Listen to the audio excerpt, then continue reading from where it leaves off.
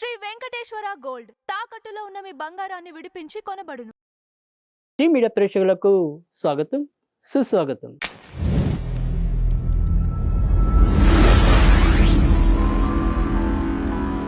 దినదర్శిని కార్యక్రమంలో జూలై 23వ తారీఖు బుధవారం సూర్యోదయం అనేది 5 గంటల 56 నిమిషాలకు, సూర్య అస్తమయం అనేది సాయంకాలం 6 గంటల 45 నిమిషాలకు, చతుర్దశి రాత్రి అంటే అర్ధరాత్రి 2 గంటల 29 నిమిషాల వరకు, అంటే తెల్లవారితే 24వ తారీఖు. ఇక నక్షత్రంలోకి వచ్చేటైతే కనుక అంటే చతుర్దశి తర్వాత అమావాస్య అనేది మనలో చాలామందికి తెలుసు. ఇక నక్షత్రంలోకి వచ్చేప్పటికి ఆరుద్ర నక్షత్రం సాయంకాలం 5 గంటల 55 నిమిషాల వరకు ఉంటుంది. తదనంతరం పునర్వసు నక్షత్రం అనేది ఉంటుంది. ఇక ఈరోజు దైనందిక యోగాల్లోకి వస్తే కనుక వ్యఘాత యోగం అనేది మధ్యాహ్నం 12 గంటల 35 నిమిషాల వరకు ఉంటుంది. తదనంతరం హర్షణ యోగం అనేది ఉంటుంది. ఇక బ్రహ్మముహూర్తంలోకి వచ్చేసరికి మరి తెల్లవారుజామున 4 గంటల 27 నిమిషాల నుంచి 5 గంటల 12 నిమిషాల వరకు ఉంటుంది. ఈరోజు బుధవారం అవటం వల్ల మంచి ముహూర్తాల్లో అభిజిత్ లగ్నం అనేది ఉండదు. ఇక విజయ ముహూర్తం అయితే ఎప్పట్లాగానే మధ్యాహ్నం 2 గంటల 31 నిమిషాల నుంచి 3 గంటల 23 నిమిషాల వరకు కూడా కొనసాగుతుంది. ఇక ఈరోజు మరి వర్జించవలసిన విషయాల్లోకి వస్తే కనుక వర్జ్యం అనేది తెల్లవారుజామున 5 గంటల 19 నిమిషాల నుంచి ఉదయం 6 గంటల 50 నిమిషాలు, ఇది తెల్లవారితే 24వ తారీఖుగా మనం లెక్కేయాలి. ఇక దుర్ముహూర్తం అనేది ఉదయం 11 గంటల 57 నిమిషాల నుంచి మధ్యాహ్నం 12 గంటల 48 నిమిషాల వరకు ఉంటుంది. రాహుకాలం అనేది మధ్యాహ్నం 12 గంటల 21 నిమిషాల నుంచి మధ్యాహ్నం 1 గంట 58 నిమిషాల వరకు ఉంటుంది. ఇక ఇప్పుడు మనం తారాబలం విషయానికి వస్తే కనుక ఈరోజు ఆరుద్ర నక్షత్రం అనేది సాయంకాలం 5 గంటల 55 నిమిషాల వరకే ఉంటుంది. కనుక ఇప్పుడు చెప్పే తారాబలం అనేది ఏదైనప్పటికీ కూడా అది 5 గంటల 55 నిమిషాల వరకే. నేను ఎవరికైతే ఏ నక్షత్రాల వారికి చెప్పానో ఆ నక్షత్రాల వారికి, ఆ తర్వాత మిగతా నక్షత్రాల వారికి అనుకూలంగా భావించండి. ఇక ఇప్పుడు మేష రాశిలోకి వచ్చేప్పటికి అశ్విని నక్షత్రం వారికి, కృత్తిక నక్షత్రం వారికి అనుకూలం. వృషభ రాశిలోకి వస్తే గనక మృగశిర నక్షత్రం వారికి, కృత్తిక నక్షత్రం వారికి అనుకూలం. మిథున రాశిలోకి వస్తే గనక మృగశిర నక్షత్రం, పునర్వసు నక్షత్రం వారికి అనుకూలం. కర్కాటక రాశిలోకి వస్తే కనుక కేవలం ఏదైతే ఆశ్లేష నక్షత్రం ఉందో వాళ్ళకి ఈరోజు నైదంతార వాళ్ళకి బాగుండదు, మిగతా 2 నక్షత్రాలకి అనుకూలం. సింహరాశిలోకి వచ్చేప్పటికీ మఖా నక్షత్రం, ఉత్తర నక్షత్రం ఇద్దరికీ అనుకూలం.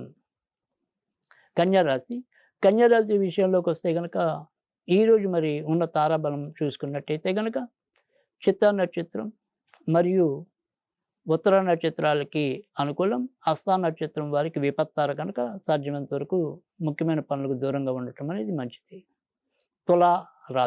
తులారాశిలో చిత్తా నక్షత్రం, అటులనే మరి విశాఖ నక్షత్రం వారికి అనుకూలం. వృశ్చిక రాశిలో జ్యేష్ఠ నక్షత్రానికి నైదంతర వాళ్ళకి మినాయించి మిగతా 2 నక్షత్రాలకి అనుకూలం. మకర రాశి విషయంలోకి వస్తే కనుక ధనిష్ట, ఉత్తరాషాఢ నక్షత్రాలకు అనుకూలం. కుంభరాశిలో కేవలం శతభిష నక్షత్రానికి తప్ప మిగతా 2 నక్షత్రాలకు అనుకూలం. మీనరాశిలో కూడా కేవలం రేవతికి తప్ప మిగతా 2 వారికి అనుకూలం. మరి ఈ దినఫలాల్లోకి విషయాల్లోకి వస్తే కనుక ఈరోజు మరి మేషరాశి వారికి మానసికంగా ఏదో రకమైన కొంత అలజడి కలగటం అనేది ఈరోజు కూడా ఎంతో కొంత ఎక్కువే అవుతుంది తప్ప తక్కువ అవదు.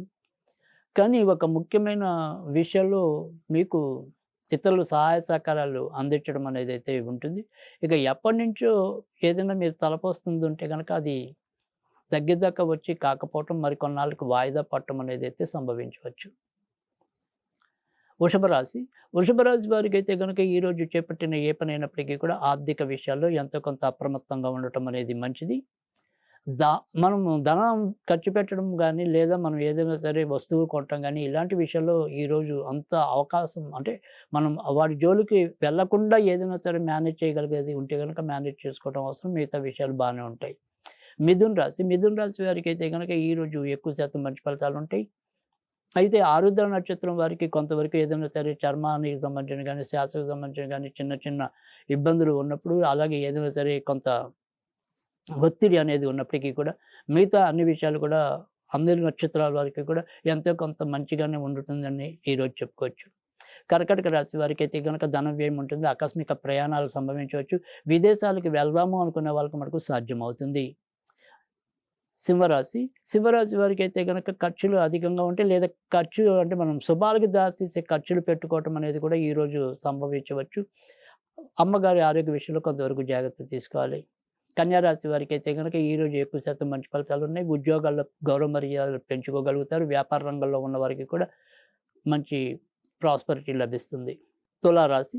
తులారాశి వారికైతే గనక ఈరోజు మీరు ఎంచుకున్న ఏ పనైనప్పటికీ కూడా మానసికంగా కొంత మిమ్మల్ని అటు ఇటు ఊగిసలాడింపజేసినప్పటికీ కూడా అంతిమంగా వచ్చేప్పటికి మీరు అనుకున్న రీతిలో ముందుకెళ్ళగలుగుతారు. గత సమస్యల నుంచి క్రమేపీ బయటికి రావటం, మీ మీద మీరు కొంత ఆత్మవిశ్వాసంతో ముందుకెళ్ళటం అనేదైతే కనిపిస్తుంది.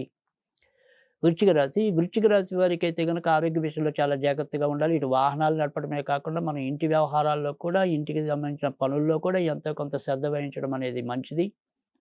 అలాగే అమ్మగారి ఆరోగ్య విషయంలో మంచిది కాదు. తర్వాత మళ్ళీ మనం ఏదైనా సరే నీరు తాగేప్పుడు కూడా కొంతవరకు జాగ్రత్త తీసుకోవటం అనేది అవసరం. ఇక మిగతా వ్యవహారాల్లో పెద్దగా చికాకులుండవు. ధనుర్రాశి. ధనుర్రాశి వారికైతే గనక భార్యాభర్తల మధ్య స్వల్ప విభేదాలు చోటు చేసుకోవటం కానీ, తాత్కాలికంగా ఇద్దరు వేరుగా ఉండవలసిన పరిస్థితులు గానీ సంభవించవచ్చు. మిగతా అన్ని పరిస్థితులు బానే ఉంటాయి. మకర రాశి వారికైతే గనక ఈరోజు చేపట్టిన ఏ పనైనప్పటికీ కూడా మంచి అభివృద్ధిదాయకంగా ఉంటుంది. భార్య లేదా భర్తకి పరస్పరం ఒకళ్ళొకళ్ళు సహకరించుకుంటూ ముందుకెళ్ళే పరిస్థితులైతే ఎక్కువగా కనిపిస్తున్నాయి. కొత్తగా వివాహం కావాలి అనుకునే వారికి మాత్రం సంబంధాలు దగ్గర దక్కవచ్చు, కుదరకపోవచ్చు. కుంభరాశి. కుంభరాశి వారికైతే గనక ఈరోజు ముఖ్యంగా షేర్ మార్కెట్లు స్పెక్యులేషన్స్‌కి దూరంగా ఉండటం అనేది మంచిది. సంతాన పరంగా కూడా ఏవైనా సరే కొంత సమస్యలు తలెత్తే ప్రమాదం లేకపోలేదు. మీనరాశి. మీనరాశి వారికైతే గనక మంచి చెడు మిశ్రమంగా కనిపించడం అనేదైతే ఉంటుంది. ఇంట్లో ఏదో రకమైన గందరగోళ పరిస్థితులు చోటు చేసుకోవచ్చు. అమ్మగారు లేదా అటువైపు ఉండే బంధువుల ఆరోగ్య విషయంలో శ్రద్ధ పెట్టడం మంచిది. ఇక ఈరోజు మరి ఏదైనా సరే అందరూ చేసుకోవాల్సిన దోష పరిహారాల్లో ఇంకా ఈ రోజుకొస్తే గనక మాస శివరాత్రి అనేది ఉన్నప్పటికీ కూడా ఈరోజు మరి రాహు నక్షత్రం, ఆరుద్ర నక్షత్రం మరి శివుడికి ప్రీతికరమైన నక్షత్రం వచ్చింది. కనుక ఈరోజు మనం ఏదైనప్పటికీ కూడా శివుడికి సంబంధించిన ఆరాధన అనేది చాలా శ్రేష్టమైన ఫలితాలు ఇవ్వటం అనేదైతే ఉంటుంది. కనుక ఏదైనా సరే మనం శివాలయంలో ఈరోజు శక్తి కొద్దీ అభిషేకాలు చేసుకోవటం, లేదంటే శివలింగం మీద మీరు ఓం నమః శివాయ అని 12 సార్లు ఉచ్చరించి ఆ రకంగా మీరు నీటితో అభిషేకం చేసినట్టయితే గనక మంచి ఫలితాలుంటాయి. ఇక ఈరోజు ఏదైనా సరే మనం చదువుకోవాలి అనుకుంటే గనక ఓం సోమాయ సోమశేఖరాయ నమః, ఓం సోమాయ సోమశేఖరాయ నమః అనేది చదువుకోవటం వల్ల కూడా మంచి ఫలితాలుంటాయి.